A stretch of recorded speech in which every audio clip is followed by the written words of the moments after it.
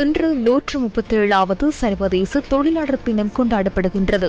1886 ஆண்டு மே மாதம் 1ஆம் திகதி அமெரிக்காவின் சிகாகோவில் தொழிலாளர் போராட்டம் ஒடுக்கப்பட்டதை நினைவு கூறும் வகையில் மே மாதம் 1ஆம் திகதியை சர்வதேச தொழிலாளர் தினமாக பிரகடனப்படுத்த வேண்டும் என 1889ஆம் ஆண்டு சர்வதேச தொழிலாளர் அமைப்பு தீர்மானித்தது.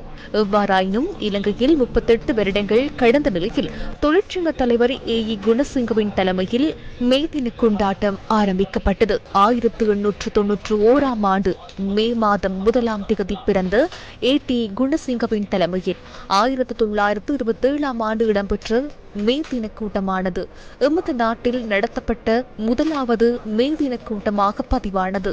அன்னாரின் தலைமையில் ஆரம்பிக்கப்பட்ட தொழிலாளர் போராட்டங்களின் காரணமாக நாட்டில் உள்ள தொழிலாளர்களால் பல வெற்றிகளை ஈட்ட முடிந்தது.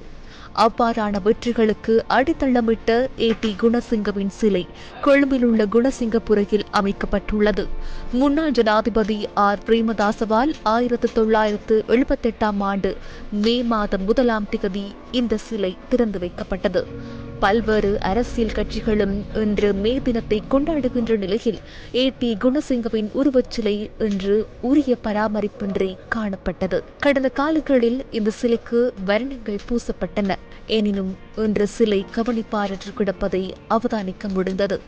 எமது நாட்டில் தொழிலாளர் தினத்துக்கான அடித்தளத்தை இட்ட ஏ.டி. குணசிங்கவின் சிலைக்கு ஒரு மலரஞ்சலி ஏனும் செலுத்தப்படவில்லை.